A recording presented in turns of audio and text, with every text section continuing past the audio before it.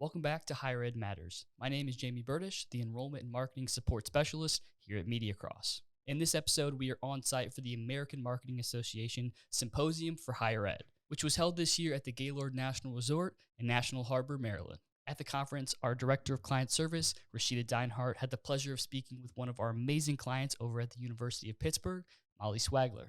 So throughout this episode, you'll get an inside look into their pre-conference chat as they discuss what they're most excited about for this conference, how they prepared for their presentation, and what they hope people get out of their presentation as well. Now, before we get started with this episode, please note that we did record this episode in the exhibit hall right before the conference got kicked off, so there is a bit of background noise, and just bear with us, please. We do apologize for that. But without further ado, we hope you enjoyed this episode, and let's get started. All right, Miss Molly. Hi, Rashida. Hello, hello. I'm so excited to be here with you. I'm excited to be here with you. Yes, my very, very first actual higher ed conference. Okay, first conference. You're like an hour in. What do you think? Yes. I'm tired currently. Yeah. Okay, welcome to conference life. I know. So tell me, how many conferences have you been to?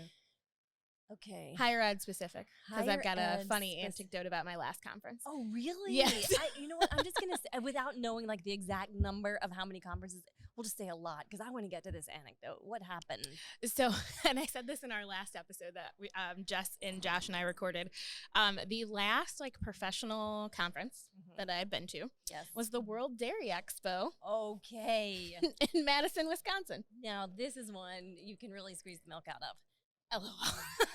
No, Yeah.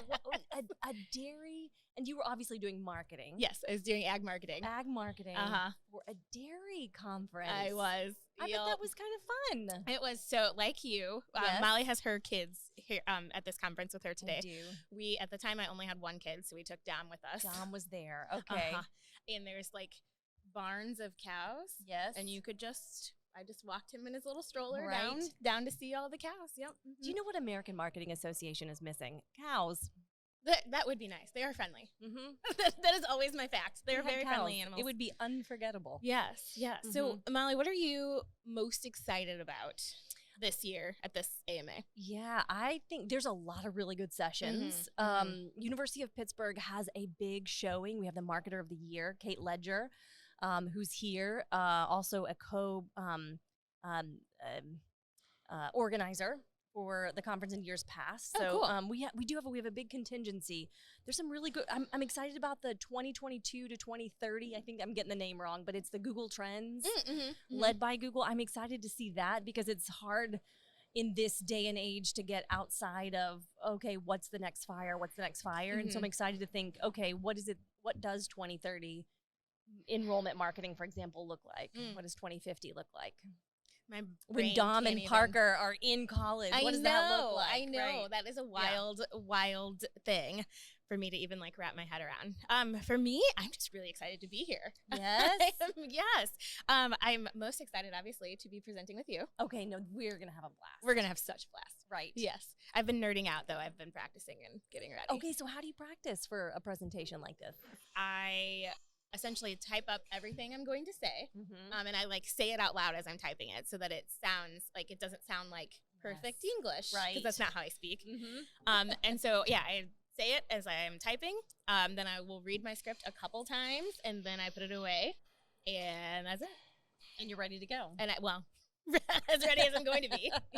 How about you? It's like a podcast, but without a microphone. Yes. Yes, and that's a good way to put it. Quite good at podcasts. That's a good way to put it. Yeah, so you've got this down. Yes. How do you prep for presentations? Presentations are I like to start with an outline, which we did. Which we did, right? You start with an outline, then you sort of build and grow around the outline. I never go full script anymore because then I find that what happens if I go full script is that I get mad that I missed something. So if I know I have enough to talk about in an outline, then I usually can cover it. From then. So same. If I read my script too many times, I will start to like trip myself up over trying to remember every little word. Right. And what the transition was, and then the transition changes in the moment. And Yes. So we should probably tell listeners a little bit about what we're going to talk about. So if you were to go and give, so Mark, my boss, Mark Harding, Vice Provost for Enrollment, was telling me about an American Marketing Association higher ed symposium that he went to about 30 years ago.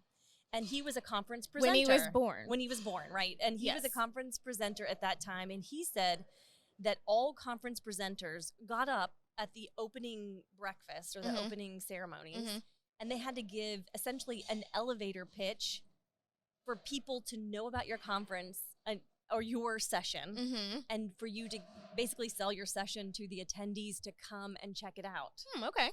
Could you imagine if we had to give an elevator pitch for our session? What would it be? What do you think it would be? On the spot, right? I wonder. Yeah, I know. I'm like, I wonder if I had time to, like, in a situation like that, if I had time to prep, I'd be like, okay, yeah, I'm ready for this.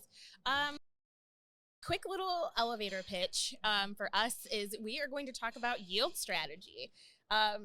It's literally as simple as that. Why you need one, why you shouldn't overlook it. I'm jokingly going to call us yield nerds in our oh, I like it. We are yield nerds. Yeah, we love talking about yield. We love talking about why it's important.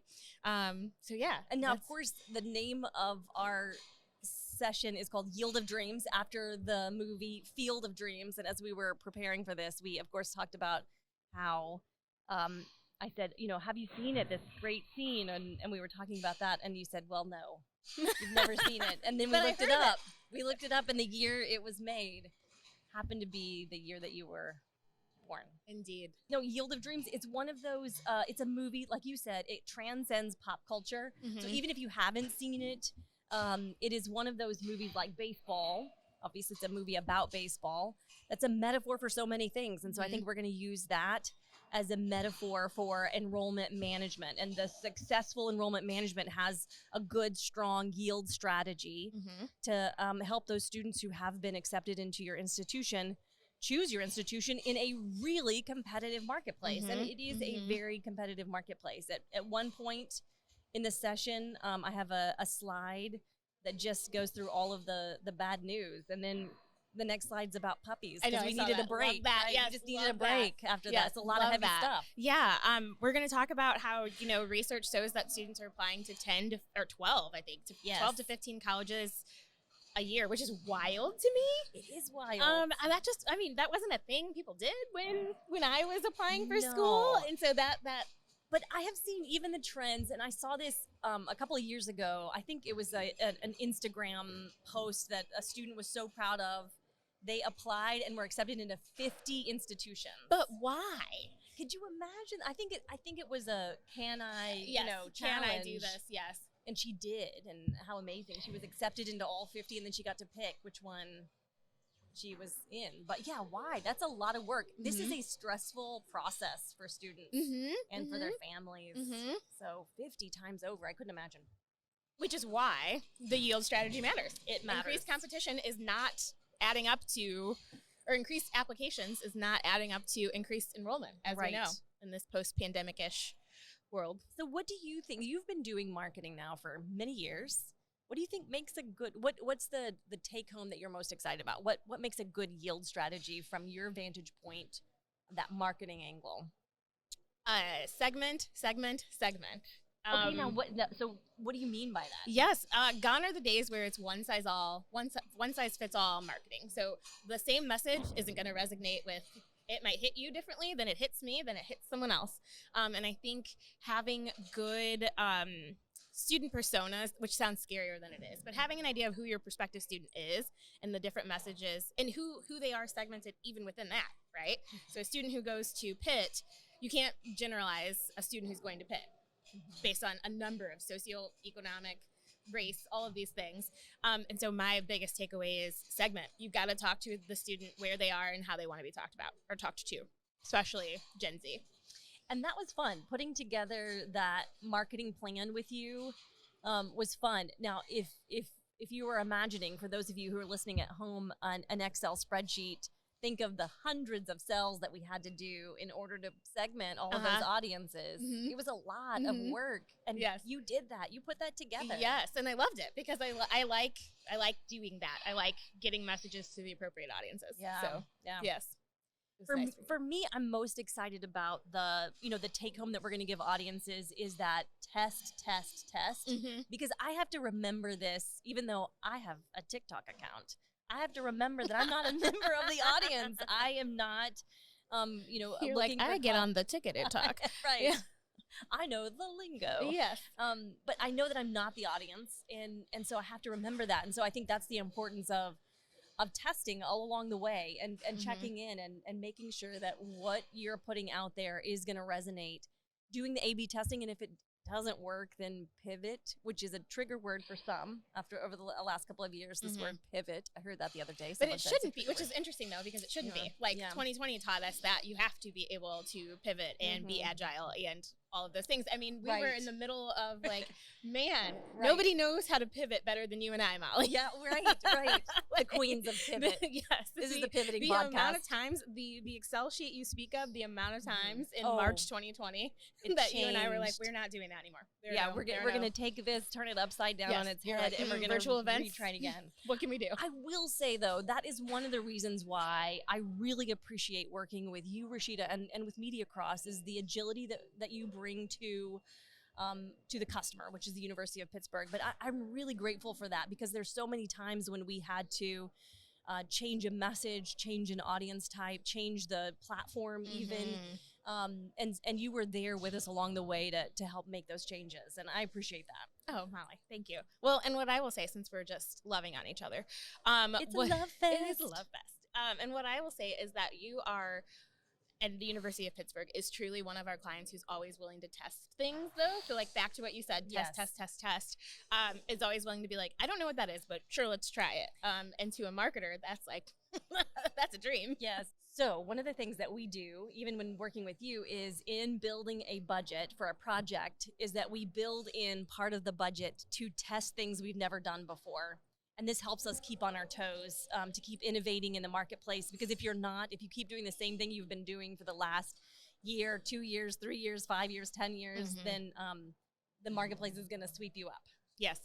Yes. And we'll talk way more in depth about this during our talk. After someone comes to this session tomorrow, and we hope there's more than one person there. Yes. We hope that they get some really good nuggets about building their yield strategy. I hope that they leave our session with real, tangible things that they can do ASAP, because the timing is right? So, like, when they go home on Wednesday, they should start working on their yield strategy. Right, dive in and get started. Yes. So I hope they have some real, tangible things. Yeah, I think we're ready. I think we've got this. Let's do it. I think so. Thank you for talking with me today. Thank you for being here.